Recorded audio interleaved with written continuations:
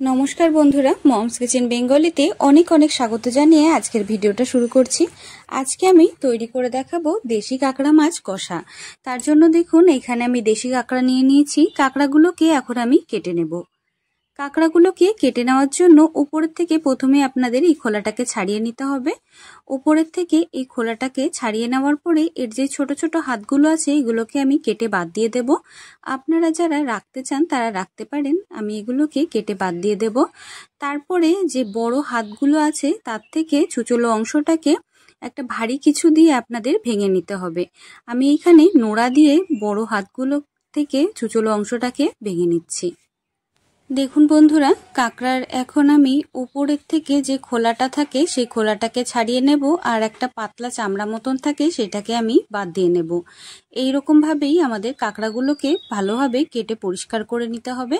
আমি সমস্ত কাঁকড়াগুলোকে একই রকম ভাবে কেটে পরিষ্কার করে নেব। দেখুন আমি একটাকে কেটে নিয়েছি, এইরকম ভাবেই সবগুলোকে আমাদের কেটে নিতে হবে।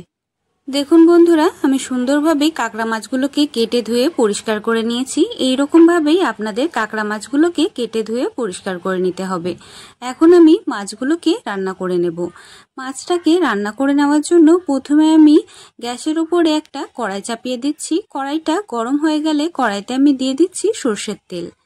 তেলটা ভালোভাবে আমাদের গরম হতে দিতে হবে।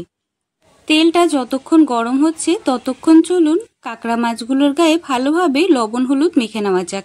এখন আমি মাছগুলোকে অল্প সামান্য পরিমাণে লবণ আর হলুদ মেখে নিচ্ছি। বন্ধুরা, এই রেসিপিটা অবশ্যই একবার কিন্তু বাড়িতে বানিয়ে ট্রাই করবেন, খেতে কিন্তু দুর্দান্ত হয়। লবণ আর হলুদ ভালোভাবে আমি কাঁকড়া মাছগুলোর গায়ে মেখে নেব। ভালোভাবে লবণ হলুদ আমি কাঁকড়া মাছগুলোর গায়ে মেখে নিয়েছি। আর তেলটাও দেখুন গরম হয়ে গেছে। তেলের মধ্যে আমি দিয়ে দিচ্ছি জিরে ফোড়ন।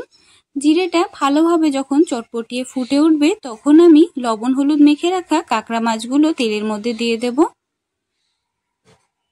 তেলের মধ্যে সমস্ত কাঁকড়া মাছগুলো দিয়ে বেশ কিছুটা সময় আমাদের নেড়েচেড়ে ভাজা ভাজা করে নিতে হবে। বন্ধুরা, আপনাদের আমি এখানে মনে করিয়ে দিই, আপনারা যদি আজকে প্রথম আমার চ্যানেলে ভিডিও দেখতে এসে থাকেন, চ্যানেলটিকে কিন্তু অবশ্যই সাবস্ক্রাইব করে পাশে থাকা বেল আইকনটা দাবিয়ে রাখবেন। তাহলে আমি যখনই ভিডিও পোস্ট করি না কেন আপনারা কিন্তু নোটিফিকেশনটা একদম সাথে সাথে পেয়ে যাবেন। দেখুন কাঁকড়া মাছগুলোকে ভালোভাবে আমি বেশ কিছুটা সময় ভাজা ভাজা করে নিয়েছি। আরও একটুখানি আমাদের ভেজে নিতে হবে। মাছের থেকে যতক্ষণ না জলটা টেনে যাবে ততক্ষণ আপনাদের ভালোভাবে ভাজা ভাজা করে নিতে হবে।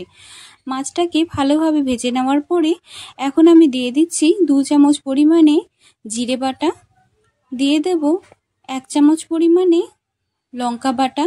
আপনারা যতটা ঝাল খেতে পছন্দ করেন লঙ্কা বাটাটা নিজেদের অনুযায়ী বেশি কম দিয়ে নেবেন। আমি এখানে 2 চামচ পরিমাণে লঙ্কা বাটা দিয়ে দিয়েছি। এখন জিরে আর লঙ্কা বাটা দিয়ে ভালোভাবে বেশ কিছুটা সময় আমাদের কষিয়ে নিতে হবে। মশলাটা আপনারা যতটা ভালো করে কষাবেন স্বাদটা কিন্তু ততটাই ভালো আসবে। তার জন্য মশলার সাথে ভালোভাবে কাঁকড়া মাছগুলোকে আমাদের নেড়েচেড়ে কষিয়ে নিতে হবে।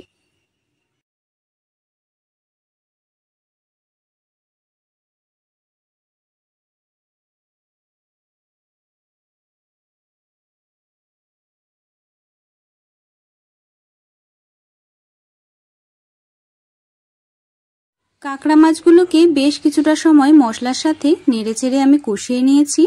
বন্ধুরা, এখানে আমি দিয়ে দিচ্ছি সর্ষে বাটা। সর্ষে বাটাটা দেওয়ার পরে ভালোভাবে আরও আমাদের মশলাটার সাথে কষিয়ে নিতে হবে। ভালোভাবে কষিয়ে নিতে হবে যতক্ষণ না মশলাটা একদম শুকিয়ে যায় আর মশলার থেকে তেল ছেড়ে দেয়। মশলার থেকে যতক্ষণ না তেল ছেড়ে দিচ্ছে ততক্ষণ কিন্তু আপনাদের সুন্দরভাবে কষিয়ে নিতে হবে। দেখুন আমি ভালোভাবে কষিয়ে নিয়েছি, একদম মশলাটা পুরো টেনে গেছে। এখন সামান্য পরিমাণে একটু জল দিয়ে দিচ্ছি, আর জলটা দেওয়ার পরে আরও বেশ কিছুটা সময় আমি নেড়েচেড়ে কষিয়ে নেব। গরম গরম ভাতের সাথে কাঁকড়া কষা হলে আর কিন্তু কোনো কিছুই দরকার হয় না, খেতে কিন্তু দুর্দান্ত হয়। দেখুন ভালোভাবে নেড়েচেড়ে আমি কষিয়ে নিয়েছি আর সামান্য পরিমাণে একটুখানি জল দিয়ে দিয়েছি। বন্ধুরা, আপনারা এই সময় লবণটা চেক করে নিতে পারেন। যদি লবণ কম মনে হয় এই সময় সামান্য পরিমাণে একটু লবণ দিয়ে দিতে পারেন। এখন আমি কিছুটা সময় ঢাকা দিয়ে রান্না করে নেব। বেশ কিছুক্ষণ আমি ঢাকা দিয়ে রান্না করে নিয়েছিলাম। দেখুন দেখতে কত সুন্দর লাগছে। এখন আমি আরেকবার ভালোভাবে নাড়িয়ে চাড়িয়ে কষিয়ে নেব। এই রকম ভাবে কাঁকড়া কষা অবশ্যই একবার রান্না করে খেয়ে দেখুন বন্ধুরা, স্বাদ কিন্তু ভুলতে পারবেন না। তৈরি হয়ে গেছে আমার দেশি কাঁকড়া কষা। এখন আমি একটা প্লেটের ওপরে নামিয়ে নেব। আমার আজকের এই দেশি কাঁকড়া কষার রেসিপিটা আপনাদের কেমন লাগলো অবশ্যই কিন্তু আমাকে কমেন্টের মাধ্যমে জানাবেন।